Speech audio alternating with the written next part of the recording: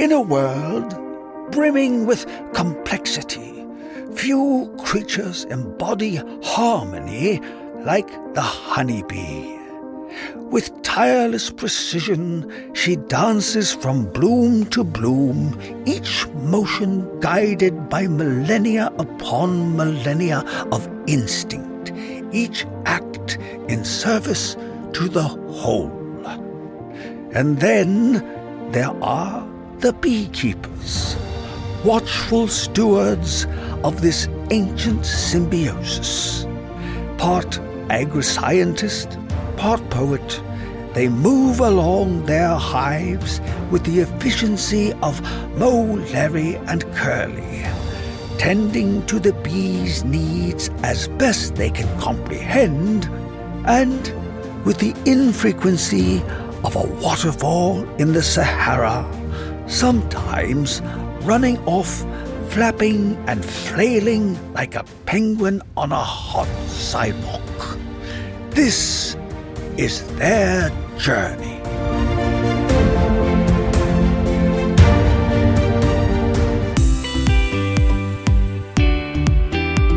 Welcome to Bee Love Beekeeping, presented by our great friends and partners in beekeeping, Mann Lake.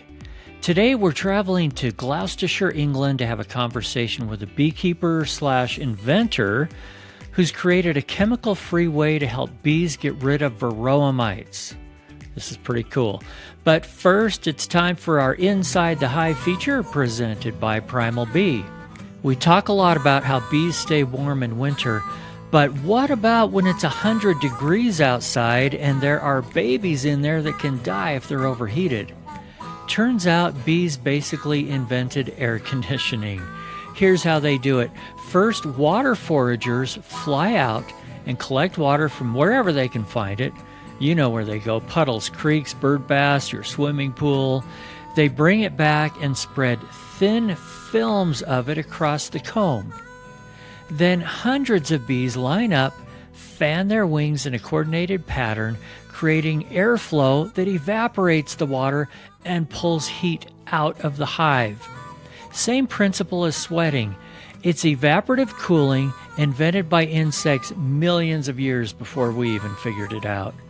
On really hot days, you'll see bees hanging on the outside of the hive in what beekeepers call bearding. It looks kind of alarming, but they're actually helping. You see, fewer bodies inside means less heat for the cooling crew to deal with. All of this takes energy and worker hours that could be going towards foraging and making honey. Temperature management isn't just a winter problem. It's an all-year-round situation. Next time on Inside the Hive, we'll get into why bees build comb in the weirdest places and what they're actually trying to tell you.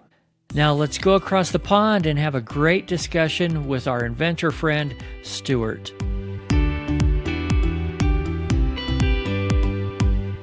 I'd like to welcome our very special guest to the show today, Stuart Roweth. Did I pronounce that right?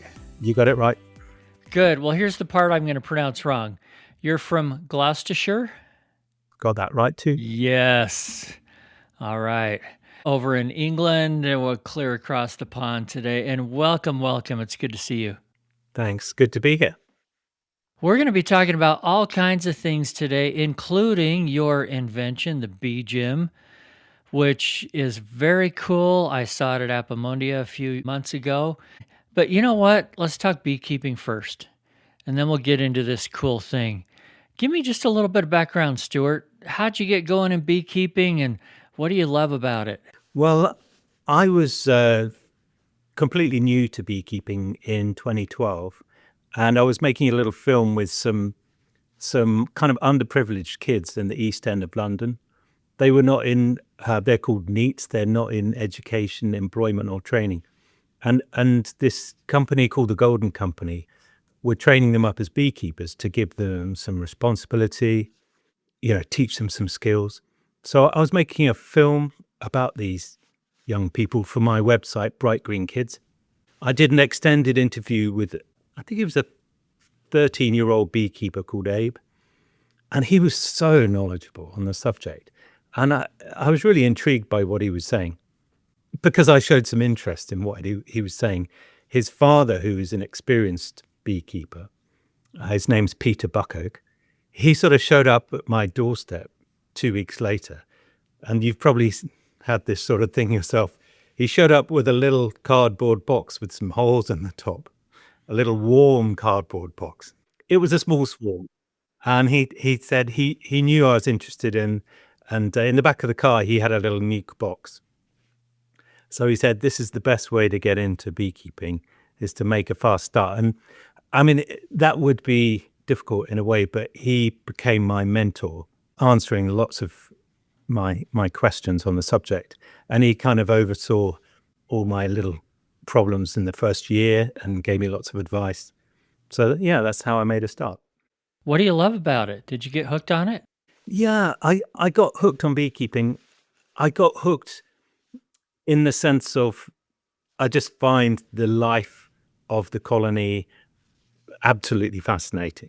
So I was reading a lot of books. I think the first book I read was by Butler, and it's called The World of the Honeybee. And it's a very unassuming title, but it's brilliantly written with some fantastic insights, especially into the life of the queen. As a first book to introduce you to the subject, it's just ideal. And I've never lost that fascination. I don't think I'm your typical beekeeper in the sense that I don't want 20 hives or 100 hives in the yard. I think I'll always be a beekeeper, but I just find it so fascinating. 2 or 3 hives is plenty for me, because as we know, it's really time consuming. But I just love to watch them. We actually had a sunny day, believe it or not.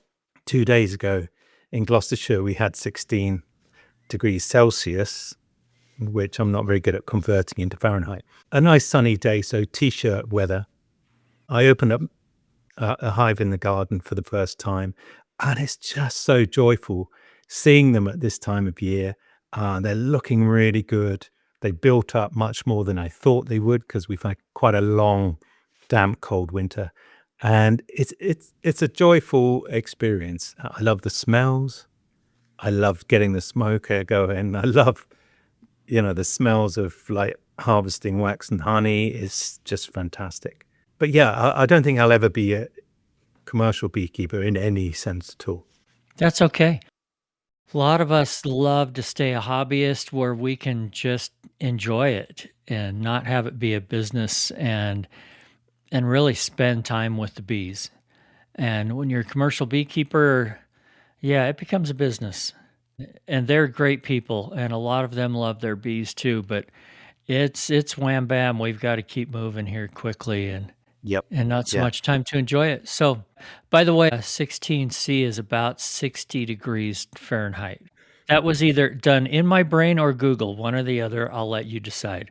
So, along your journey, at some point, you run into this horrible thing called Varroa mites, and your thought is, I know, instead of bombing them with chemicals, I'm going to figure out how to get those darn mites off the bees. So tell us a little bit about what you came up with. Well, this is a long story, but it started with one of these young beekeepers I was working with was telling me about Varroa, and he showed me a bee actually on a flower with a Varroa mite on its back. So there must have been quite a serious infestation in one of the hives nearby, because you don't tend to see Varroa mites on the back of bees very often.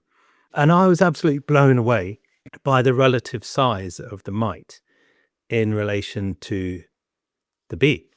I was just thinking, I'd assumed that it was like barely visible to the naked eye. And I just thought, nobody's going to enjoy putting basically a sort of insecticide into a box full of insects. And even these young beekeepers were saying that, it's really problematic. It's the side of beekeeping that they don't really want to have to deal with, becoming an expert in miticides. I was just thinking, like immediately, I did have a gut feeling that there must be some mechanical way of separating the mite from the bee. My first approach was to put an entrance over the hive, so a sort of restriction over the entrance, which meant that any bees coming and going from the hive just had a very, very fine thread, which was actually made of cotton, which was suspended. There was a bunch of them, like a kind of violin bow, suspended in the entrance of the hive, allowing a small gap. So every time a bee came and went, one of these threads would be pulled along its back. And that meant if there was a mite on the bee's back, it could be pulled off. It was incredibly successful in a way, because the day after we trialed it, there was 119 mites in the little collection tray underneath. I didn't know enough about the subject to realize that that was a big, strong hive in September with a big mite population inside. So the results are not remarkable, but it was really interesting, like a really good start. And it certainly gave me a lot of enthusiasm to carry on. And various bee inspectors, their interest was piqued as well. So I made quite a few of these kind of entrance traps and handed them out to bee inspectors in England, getting really good feedback from them. But I mean, sorry, this goes on and on and on, I'm afraid. But I mean, the most useful feedback was that actually the real problem is that the mites are holding on underneath the bee's abdomen. And the bee has sort of protective plates under its abdomen, and the mites do an amazing job of tucking in under these plates. And I've actually taken a bee with a mite on it and taken a mascara brush and tried to brush one off. And it's incredible how well those little Varroa mites hold on in that position.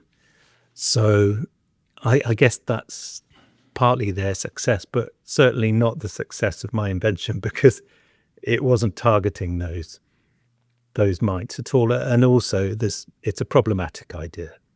I mean, what happens with the drones and the queens if there's a restriction over the entrance? So yeah, but it did get me thinking, and it led to the next idea. Well, it's also not getting to the nurse bees because they're not flying in and out the entrance. With the bees that were coming in, was it also pulling off the pollen? No, it wasn't actually, because this kind of violin bow affair was only running over their backs. So it didn't cause a problem from that point of view. But as you say, it doesn't target the nurse bees, which we know are much more likely to have those, they call them phoretic mites, don't they? They're much more likely to have the mites attached to them. I mean, it was an interesting start. And what it led to was that I noticed, I was doing a lot of video at the time, and I noticed that quite a few of the bees seemed to go through underneath my kind of violin bow type thing repeatedly. They go through, turn around, come back out upside down. And I was thinking, oh, they seem to be quite enjoying this. So I made a version that was completely voluntary. So they could come and go as they want, or they could go and use the kind of restricted entrance. And loads of the bees were using the restricted entrance. So I was thinking, this is really interesting. They seem to be grooming or attempting to groom off these Varroa mites.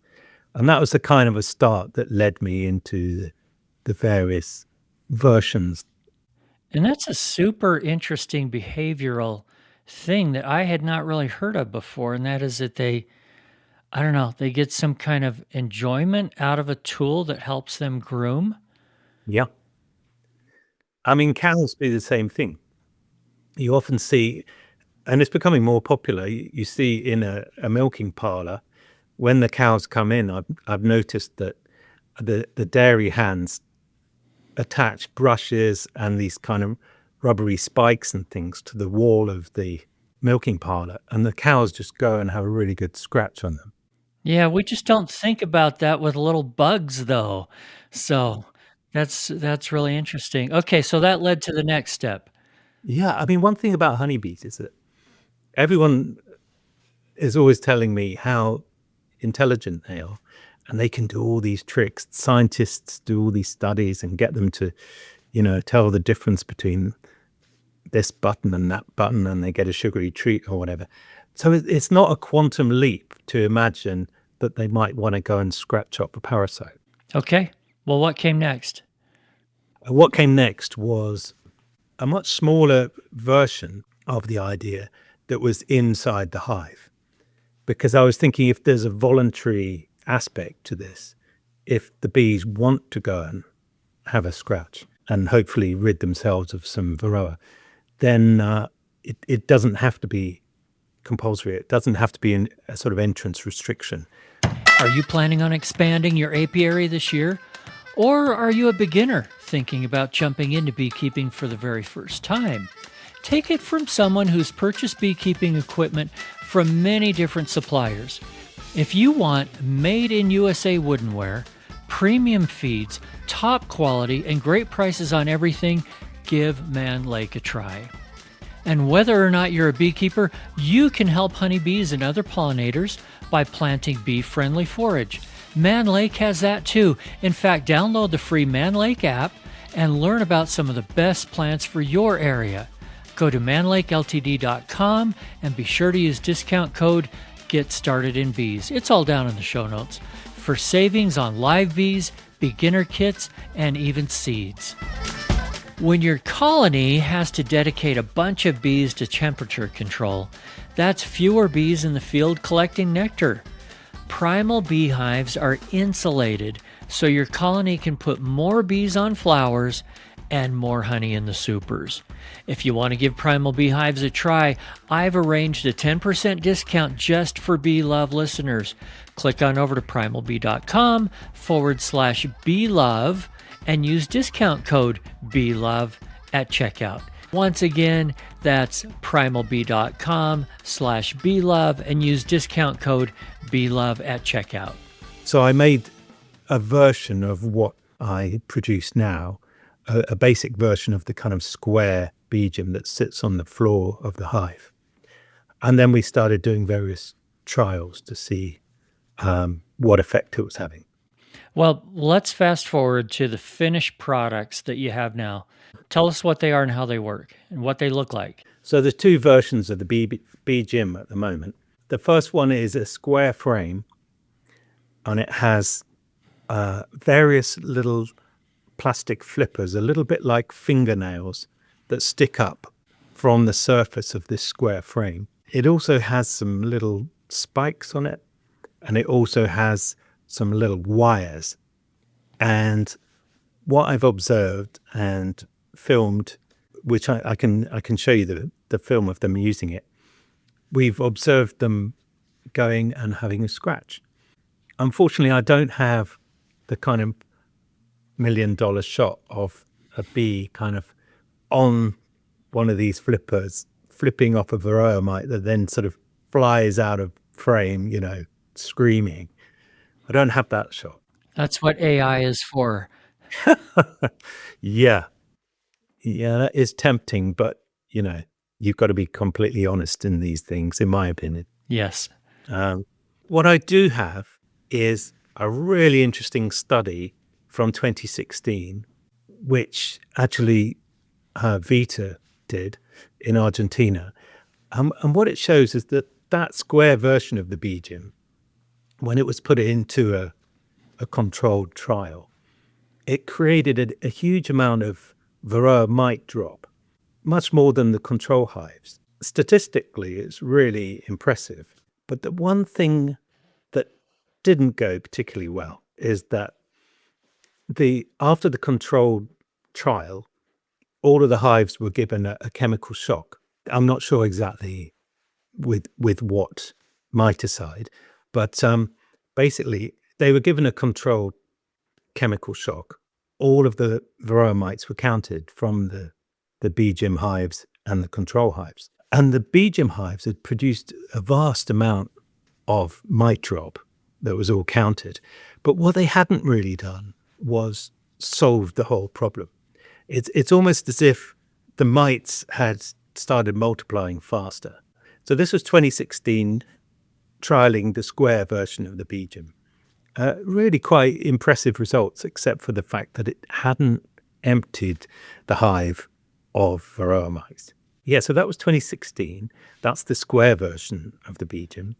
After a lot of experimentation and trials, we came up with a much thinner, smaller version of the bee gym, which is basically a sort of a plate with various of these devices, especially these little flippers, which are like kind of flexible kind of fingernails in a long row.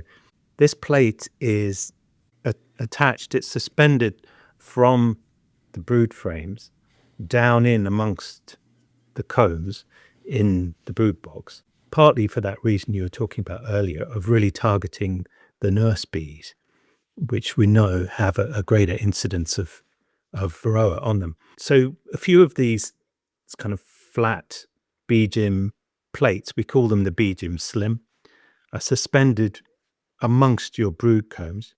What we have now from 2023, we have a really good controlled trial from a group here in the west of England called the Devon Apicultural Research Group. We have a really good trial of, I think it's 135 hives, which I'm not sure all the beekeepers stayed the whole of the trial, which is a tough thing to do. It's really not so easy to organize a big trial, but they had a really good response rate of 110 beekeepers stayed the whole course of the 19-week trial. So there's loads and loads of data in that trial. Basically, the hives were divided in two, with half of the hive was the control side. The bee gym device was on the other half. So it was a comparison of mite drop from one half of the hive compared to the other. These slim bee gym slims that are suspended amongst the brood frames had a much, much higher incidence of mite drop on their side. For me, it's become a really useful trial, because instead of just imagining what to do next, imagining how to make these things better, there's a real kind of benchmark with this trial to say that the bees are definitely using it. It's resulting in a higher mite drop. So this isn't brand new. This thing's been around a few years. It's been trialed. Is it distributed through Vita Bee Health? That's right. It's distributed through Vita Europe Limited. In the UK and the US, I think Dadon are the supplier in the US. So I just want to make sure I'm clear, and I'm looking at your website right now. So I still see the square bee gym, and I see the bee gym slim. I like that. Do we need both? Do we need one or the other if somebody wants to give it a try? It's interesting. I've put so much effort into producing the bee gym slim, and it's got this really good trial behind it. But most of my sales are actually of the old square version of the bee gym. And I think it appeals to people because it sits on the floor of the hive. It sits on the open mesh floor. Any mites that the bees might scrape off fall through the mesh floor immediately. So it's got there's a nice idea of the benefits of dislodging some of these mites result in the mite just disappearing out their hive. Some beekeepers have said that. It sells really well, and beekeepers come back for more time and time again. But we have this new version which targets the nurse bees. It's right in amongst the combs, and it has this really good trial, has this really good kind of results attached to it. So I'm just hoping that people will read the study. I mean, the study's available from my website, and Vita do have a link to this study.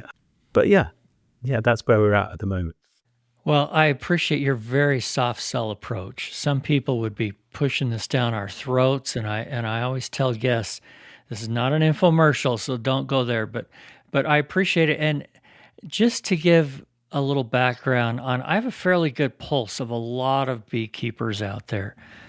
And there's a couple of bottom lines going on here. One is Varroa is a thing. If you're new to beekeeping and you think you can ignore it, you can't, okay?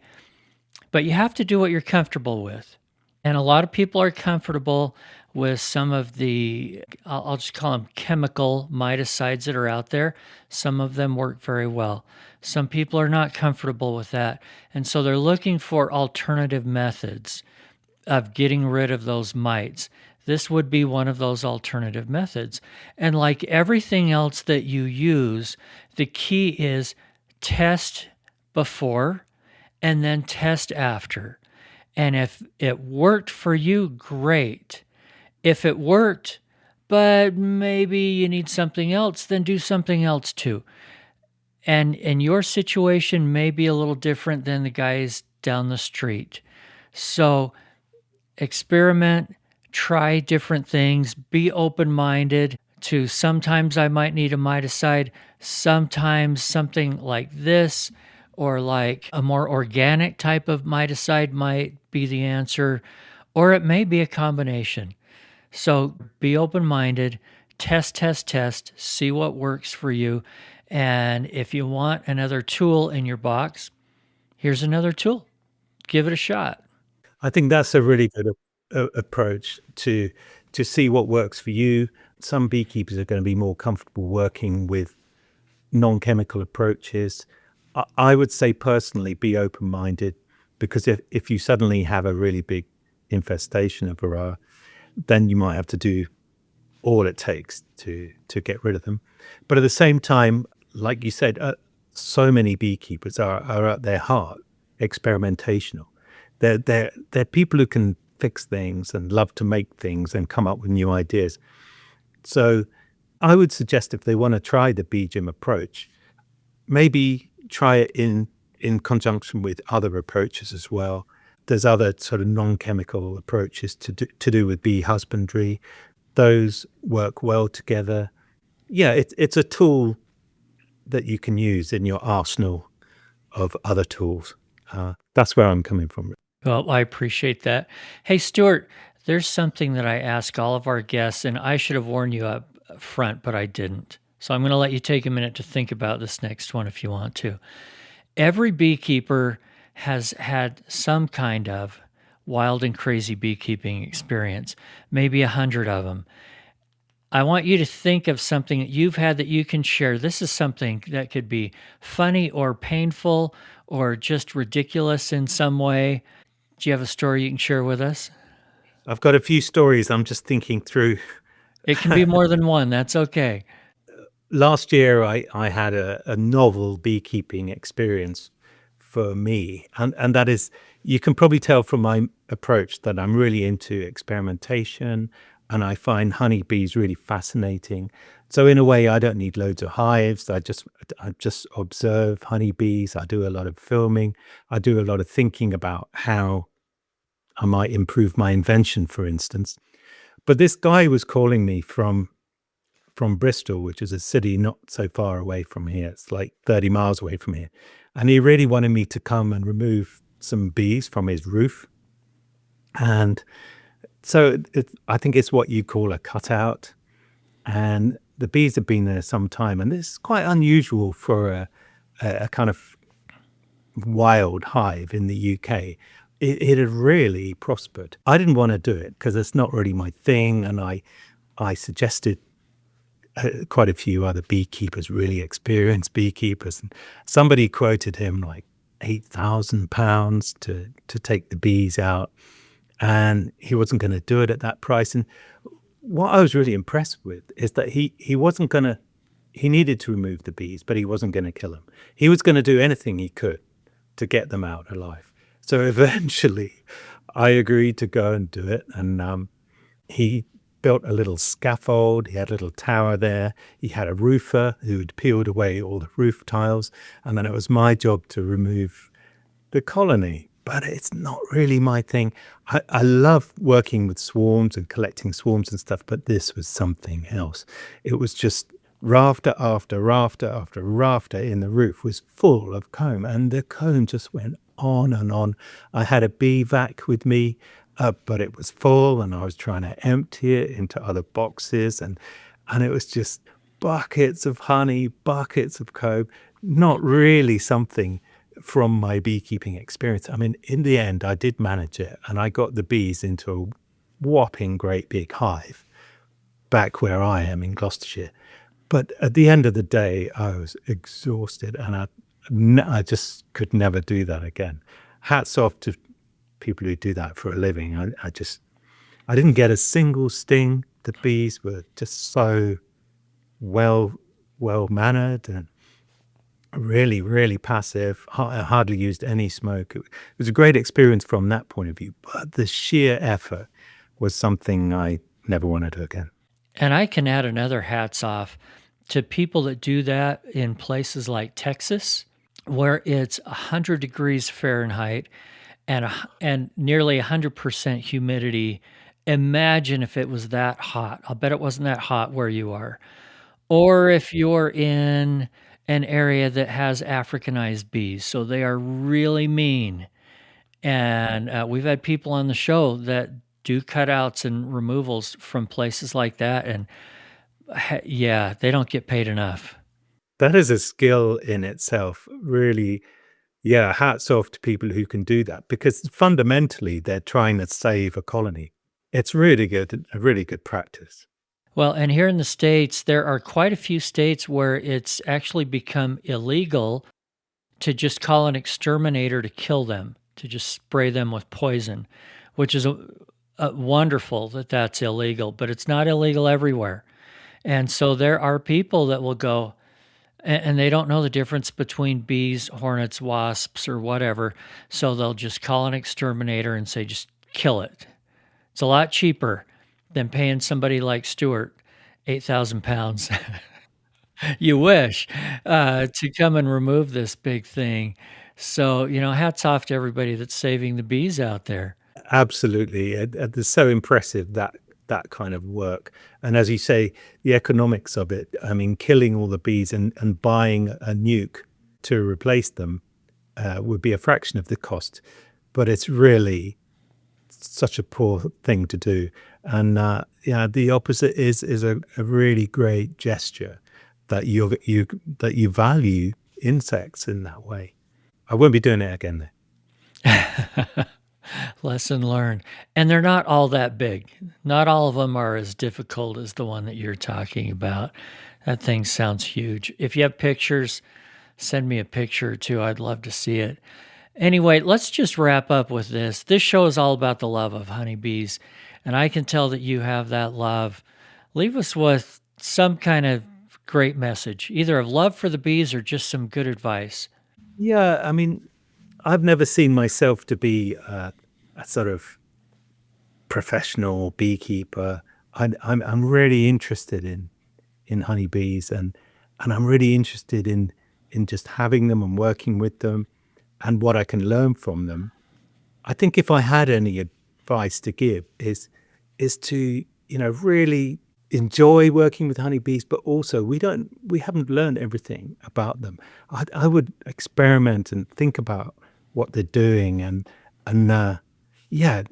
trying to improve your beekeeping experience by really getting to know them and maybe not necessarily worry too much about the quantity of honey you're going to get from the hives. I'd say even with one hive, you can sit by the hive entrance and watch them, and you can just learn so much stuff. I mean, sometimes to the extent that you might not need to open up the hive, you can just see so much from their behavior. And I think for me that's apart from swarming, which is just amazing, the watching what they're doing as they're coming and going. What are they bringing back with them? Their behavior is what I really love. And I lied. I have one more question. We'll call it a bonus question. You mentioned that you like filming the bees. Give us an idea of how you do it. Like what kind of equipment? How hard is it to do? I think some of us that have tried have not done a very good job. So give us some advice on that. Yeah, I started filming my honeybee colonies right from the start. My first approach was to build a brood box with some cutout panels and perspex sort of inserted so that you could look into the combs. That kind of worked. I was using a conventional camera, video camera that had quite a good macro lens. So I could actually zero in on a fairly small area of a comb and record that. I think I had more success with one of these plug-in microscopes. So you can get these kind of low power video microscopes that plug into a USB port in your computer. And what I have done in the past is kind of cover them in sort of cling film or plastic or something and embed them within the hive. If you're thinking about a particular spot you might want to film, in my case, I removed one of the brood combs and had the camera built into a brood frame. Some of these cameras have little LED lighting rings around the lens. So it's actually, you've got everything you need there. You've got the camera, you've got your little lighting set up. You can vary the power of the LED lights. And then it feeds back into your computer, into various apps that can record on that. It's quite a commitment to actually kind of embed a little micro camera into the hive, but you can get great results. You're going to get a really sticky camera when you pull it out of there. But I'd say that's one way to go. I mean, some people use observation hives. For me, that's interesting, but I don't have an observation hive, and I don't really have anywhere to put it. But yeah, I had really good results from this way of embedding. I think the brand is Celestron or something. They make these low-powered microscopes. And the little cameras, there's all kinds of, we used to call them lipstick cameras because they were about that size. They make them now that are on little, you've probably seen them in some kind of spy movie or something, but I think plumbers and other people use them. They're a little teeny camera on the end of a bendable deal, and so you can stick them up and in and around. But remember, you need light. It's pretty dark in there. But another fun experimental thing to do with your bees. Yeah, absolutely. And again, you might observe things that nobody else has observed. It could happen. We know their behavior is really quite extraordinary. You might get some really good original video. I like the sound of these little cameras you're talking about. They're probably more practical than kind of embedding a video microscope. But, you know, the times have changed, and by the sound of it, you can get a more appropriate camera. One thing that you mentioned that is so important is to get some light in there. But you can use an external light. Again, if you had a cutout panel in your brood box with a perspex side on it, you could bring a light in from the side feasibly, and that would make it a huge difference. I guess if you've got an open mesh floor, you could put a light in from below, but I never tried that. I'm not sure exactly how that would work, but yeah. They make little lights. In fact, I have one when I do this podcast remotely sometimes. Instead of these little studio lights that I have that plug in, they make little LEDs that are about this big that are rechargeable, just through a USB port. And I would think you could take off either the inner cover, or if you had like a feeder box on top, you could just stick it in there, aim it down, put the cover back on. Beekeepers are smart and they're inventive. Share with us, everybody, some of the things that you're using out there. And anyway, Stuart, I will let you go. It's been fun to see you again after seeing you in Copenhagen last fall, and let's do it again sometime. Absolutely. Thank you so much, Eric. And yeah, good luck to everybody out there watching the podcast. Thanks again for joining us on Bee Love Beekeeping, presented by our great friends over at Mann Lake. Hey, and don't forget to order your bees. And a shout out to Vita Bee Health for their support. Vita's Varroa control range of products includes Apistan, Apiguard, and now Varoxan, extended release oxalic acid strips. Thank you so much, guys. If you haven't yet, please subscribe and follow the show. Tell your friends about it, and click on over to belovebeekeeping.com to sign up for our free newsletter. If you have a guest suggestion or topic that you'd like discussed on the show, shoot me an email, eric@belovebeekeeping.com. And remember, if you're not just in it for the honey or the money, you're in it for the love. See you next week.